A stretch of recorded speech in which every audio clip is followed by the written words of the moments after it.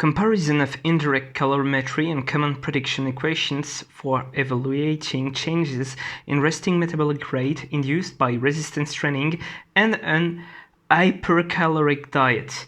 Fouf, c'était long. Bref, j'aime beaucoup cette étude-là. Je la trouve extrêmement intéressante parce qu'on touche à quelque chose de très pratique qu'ont fait les chercheurs. Les chercheurs se sont contentés de faire quelque chose qui aurait dû être fait depuis un long moment, c'est-à-dire ils ont pris des individus, ils ont fait 6 semaines d'entraînement en résistance, donc 6 semaines de musculation avec ces individus-là. Ils ont fait du coup, avant les 6 semaines, ils ont fait un test de calorimétrie indirecte. Alors la calorimétrie indirecte, c'est quoi? C'est tu t'allonges dans une salle et tu regardes le nombre d'oxygène, enfin des échanges gazeux en fait que tu vas faire. Au niveau des échanges gazeux, du coup, tu as un masque, etc. et tu t'allonges et tu restes là pendant 1 à 2 heures, quelque chose comme ça, ou moins. Enfin, il me semble que là-dedans c'était moins. Enfin bon, bref, de ce quota d'échanges gazeux que tu fais, donc l'oxygène que tu inspires, le dioxyde de carbone que tu expires, on peut déduire ta calorimétrie, donc ce que tu dépenses. Alors c'est pas parfait, l'idéal ce serait une chambre calorimétrique qui serait de la calorimétrie directe, mais c'est quand même relativement, voire vraiment très précis. Et surtout, c'est beaucoup plus précis que justement ce qu'ils ont essayé de tester ici, c'est-à-dire les équations pour déterminer ta calorimétrie. Donc, ce qu'ils ont fait, c'est ils ont regardé en fait, ce que tu dépenses en termes de calories par jour finalement. Hein, c'est ça qu'ils ont regardé.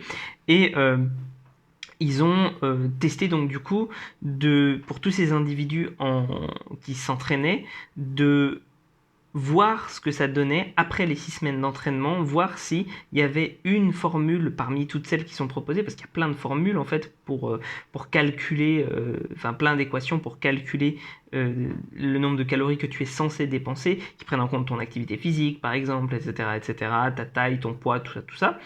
Et du coup, ils ont essayé de voir si c'était vraiment précis ou pas. Finalement, ils l'ont comparé du coup avec la calorimétrie indirecte, qui est une mesure qui, elle, va vraiment se faire sur ton corps, donc qui va avoir tendance à être beaucoup plus précise.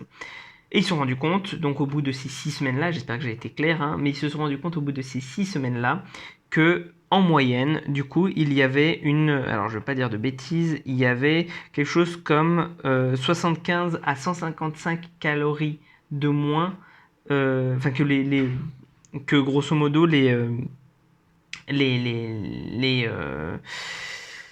équations étaient 150 à 75 à 150 calories en dessous. Et 75 à 150 calories, on pourrait se dire ouais, c'est pas grand chose. Ouais, mais par jour, en fait, ça fait un gros truc par semaine. Ça fait que tu as un déficit, en fait, qui va s'accumuler. Et si t'es pas précis vis-à-vis de ça, ben, ça va être difficile d'ajuster. Donc, du coup, tu as des comment dire, des hypothèses par rapport à ça, c'est de dire qu'en gros, le muscle dépense plus d'énergie que ce qu'on pourrait le croire. Et je pense que c'est peut-être vrai. Mais pour moi, ce qui a vraiment changé, ce qui est vraiment caractéristique de l'entraînement résistant, c'est qu'on a souvent tendance à penser que ça dépense moins de calories et que ça demande moins d'énergie au corps pour s'en remettre que les autres exercices parce que ça semble moins intense. Mais en réalité, l'entraînement en résistance, l'entraînement de musculation, demande beaucoup d'énergie parce qu'on fait des dommages musculaires, parce qu'on fait surtout des choses qui augmentent chaque semaine. Il y a peu en fait de sport, il y a peu d'entraînement où tu vas vraiment augmenter le volume par semaine tout le temps ou quasiment tout le temps.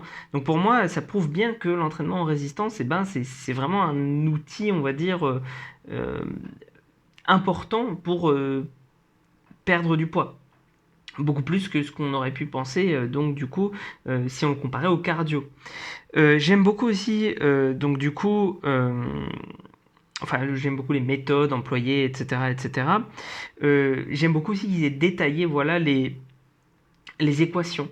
C'est-à-dire qu'en fait, je ne savais pas du tout, mais les équations, chacune de ces équations-là a été faite en se fondant sur des sportifs différents ou des sédentaires ou des choses comme ça. En fait, ces équations-là ont été dérivées suite à de la calorimétrie indirecte. En gros, ils ont essayé de voir ce qui correspondait le plus euh, par rapport à un profil type. Mais comme on n'avait pas de profil type pour des gens qui font du bodybuilding ou qui essayent qui font de la musculation de façon générale, ben là, justement, c'est intéressant de voir que finalement, il n'y a rien qui est si adapté que ça. Voilà. Et oui, si, il y a une chose que je voulais dire, c'est que les sujets ne devaient pas être si entraînés que ça, puisqu'en 6 semaines, ils ont quand même gagné 3 ou 4 kilos, dont 2,6 kilos de masse maigre. Bon, alors voilà, ça vaut ce que ça vaut, parce que est-ce qu'on peut vraiment déterminer un... Enfin, je veux dire, c'est jamais vraiment extrêmement précis les changements corporels, mais tout de même, si pour 3 ou 4 kilos, ils ont gagné à peu près 3 kilos de masse maigre, ça veut dire que c'était peut-être pas autant entraîné que des gens qui s'entraînent en résistance d'habitude. Après, pour moi, ça change pas grand-chose, mais il faut quand même le garder à l'esprit, quoi, de se dire que c'était peut-être... Enfin, ça change si on a des gens qui sont plus entraînés. Mais bref, d'un point de vue pratique, comment est-ce qu'on peut faire? Parce que du coup, on voit que les équations, elles servent pas à grand-chose pour estimer son quota calorique à prendre. Donc comment faire? Ben moi, ce que je fais avec mes clients, c'est que je les fais se peser tous les jours. Et noter ce qu'ils mangent tous les jours pendant une semaine. Et ensuite, on fait la moyenne. Et on regarde, donc du coup, enfin, il y a des spreadsheets pour calculer ça. Will Janssen s'en a mis un en ligne, notamment sur sa chaîne, donc je te laisserai le trouver. Mais enfin, tu télécharges un spreadsheet, tu rentres ces données-là tous les jours, et en fait, eh bien, qu'est-ce qui se passe à terme? Je te le donne en 1000. Tu vois à combien tu te maintiens par jour. Et donc, du coup, tu peux adapter à ce moment-là. Ça me semble être plus judicieux parce que, en règle générale, je les fais aussi commencer un programme d'entraînement en même temps. Donc, comme ils commencent leur programme d'entraînement, ben, ils commencent à faire de la musculation. Donc, ils commencent à dépenser un petit peu plus que d'habitude. Et en même temps, eh bien, je manage du coup leurs calories. Enfin, c'est pas je manage leurs calories, ils managent leurs propres calories. Et comme ça, on peut savoir à combien ils perdent, ils gagnent, à combien ils se maintiennent. C'est relativement précis. J'espère que ça t'aidera. J'espère que tu en as retenu les choses essentielles. Pour moi, il faut plus d'études qui soient pratiques comme ça parce que c'est vraiment intéressant. C'est vraiment intéressant d'avoir ce type d'études-là, quoi. Enfin, c'est, c'est- en tant que coach de fitness, on utilise tout le temps ce type d'outils. Donc voilà, prends soin de toi et on se retrouve pour une prochaine vidéo.